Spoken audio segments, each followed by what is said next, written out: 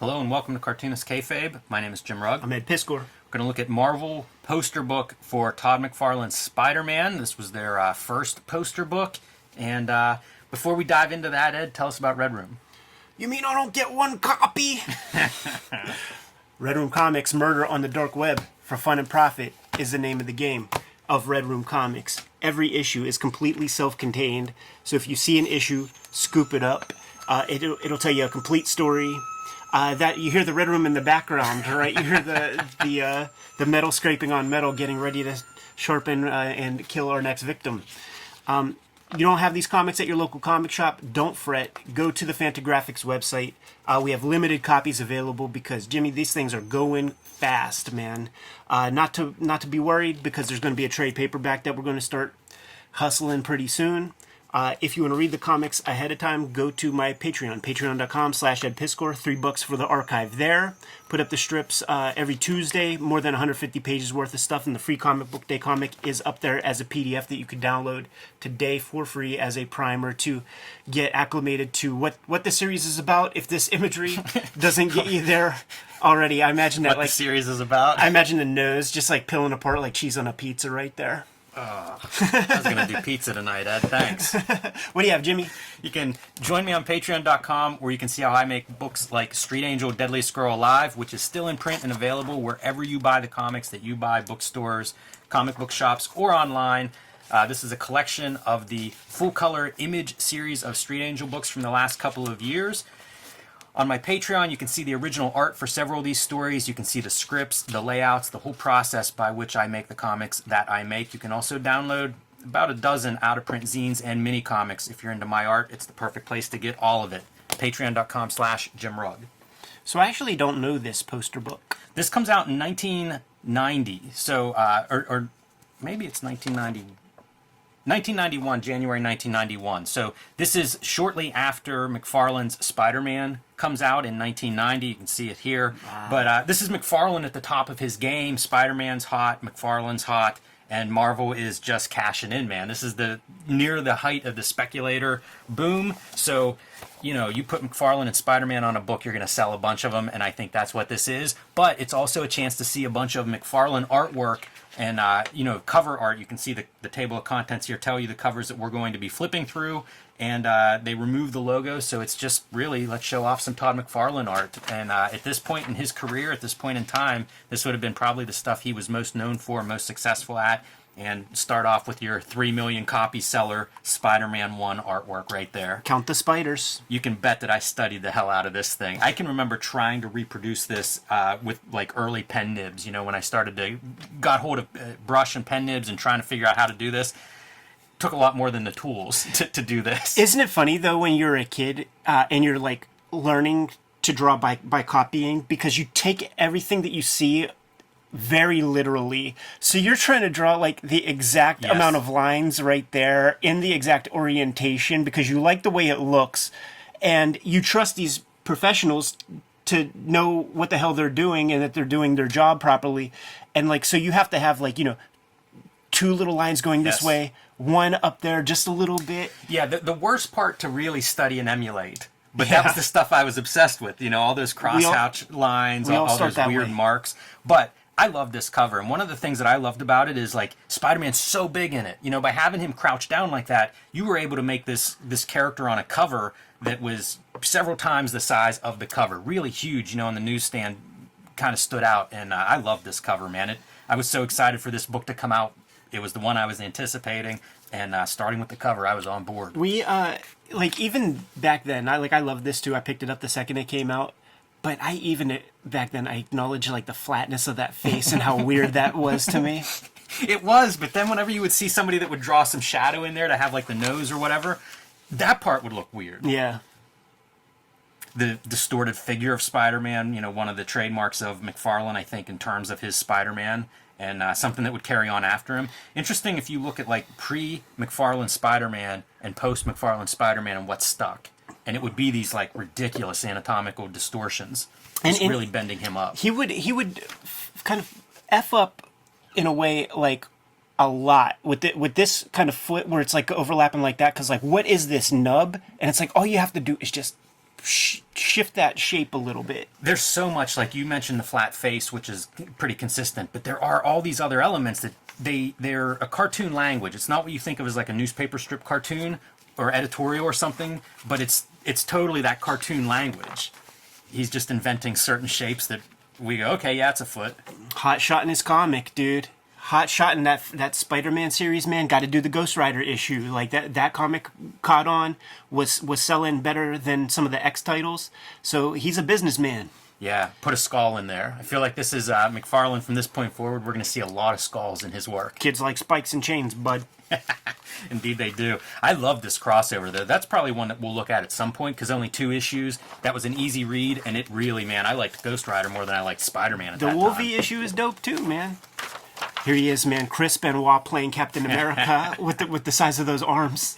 Yeah, you could do an anatomy drawing based on this character. We did do that. We laid some tracing paper over, traced things off, saw what the deal was. Very prominent prow. Towards the end of his Amazing Spider-Man run, about whenever I started buying comics, the assassination plot or something. Yeah, with Paladin, or as I called him back in those days, Paladin.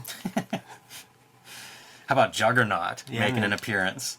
That's pretty cool. I don't know what this is from exact. Is this the crossover? Is it? I mean, this is before he does the crossover with X-Force. Yeah, this would be a Marvel Tales cover, and like that's what this X-Men thing coming up is as well. He would when they started catching up and doing the Ross Andrew run of Spider-Man.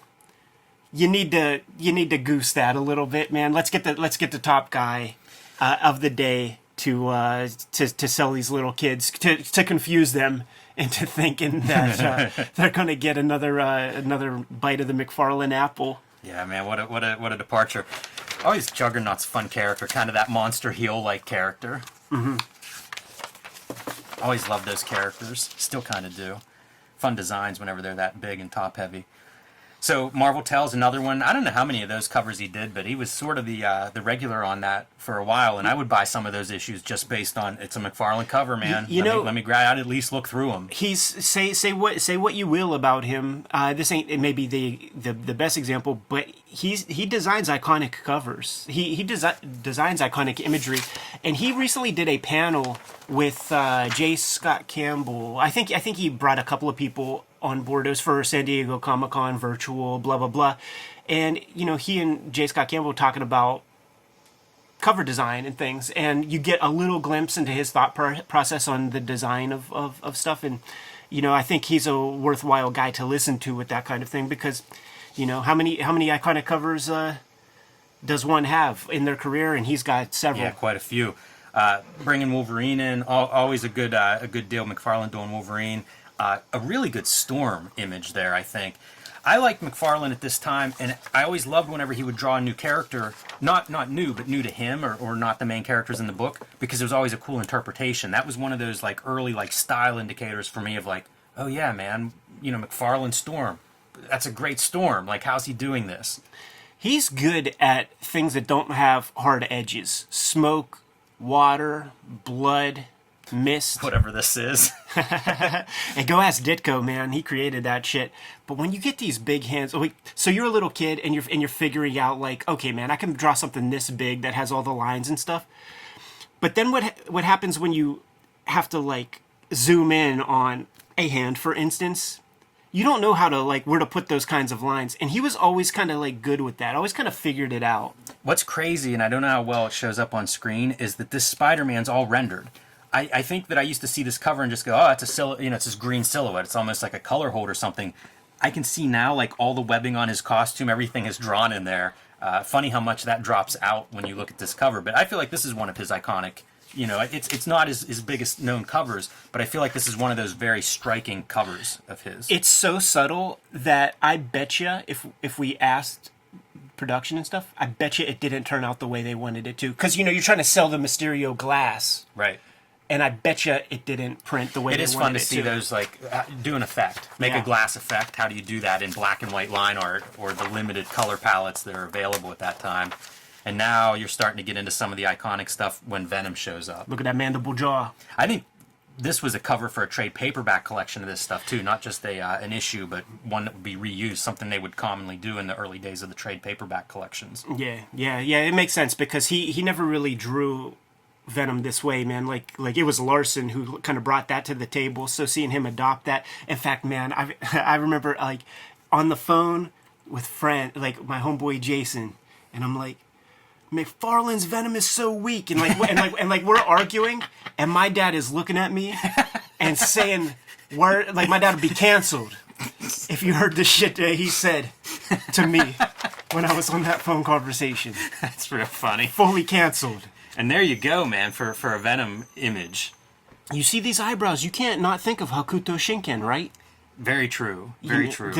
Like they would adopt manga aesthetic sometimes. Yeah, this is super small. late 80s, early 90s. Like, he would have been seeing that stuff. That would have been in comic shops. Yeah. And it was more popular than a lot of the Jobber Big Two comics. And if all you're doing is looking around to see what catches your eye, you know that stuff's popping. Mm-hmm. And he seems like a numbers guy. Like, those comics are doing well, so, like, let me look at it and steal some bits.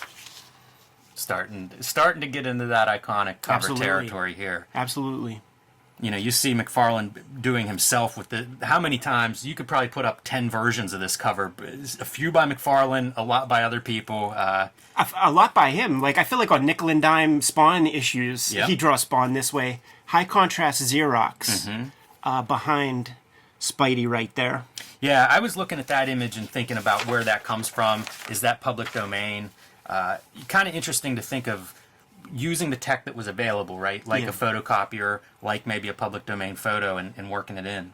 So freaking wise. Like, you come on board, you got the black suit, and then you put up a fuss and say, I want to draw the Spider-Man that's on the Underoos. And that's meaningful to a little kid.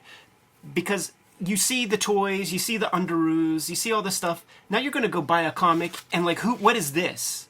I missed out on something. I was there. I was there. I missed out on something because this ain't the Spider-Man my parents are telling me about. This ain't the Spider-Man in the newspaper. Or on television. On TV. Cartoons. And like, even like after Spider-Man and His Amazing Friends, there would be cartoons where I would watch a shitty cartoon just to see that Spider-Man at the end that said like Marvel Productions or something. And it would just be like a Spider-Man in motion. You know what I'm talking about? At the end of a cartoon. Mm-hmm. And that black costume ain't that. And he knows that kids ain't into that shit. So, like, fuck all your stupid storylines. Give me let me draw the real Spider-Man. It's a good point. Especially when you think of what this launches in his career. Could it have been done without the traditional costume? Right. It's a lot of factors that go into super success, and it's hard to pick and choose which of those details you could shift around and still find that success. I know that's the outfit, but I always prefer the Eric Larson like lab coat suit gimmick.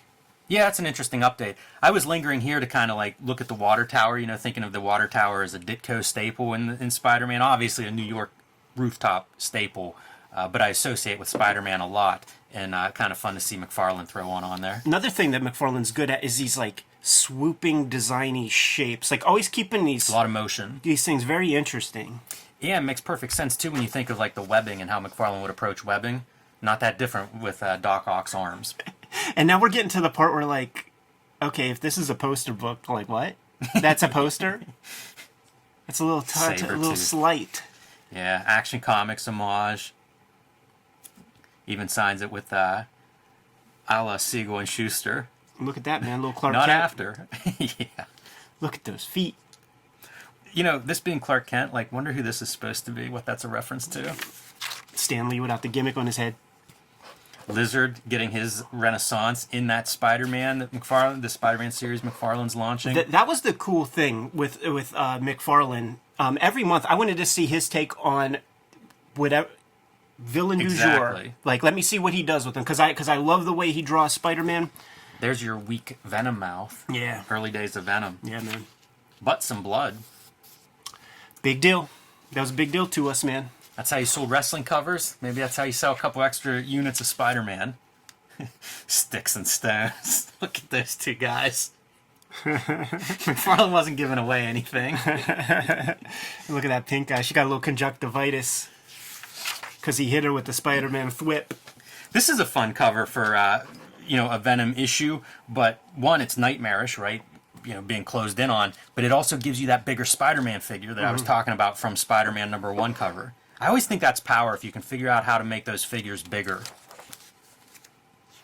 I don't know what's happening here. This is like some kind of printing tech where they're using like that gray screen. DC would do this.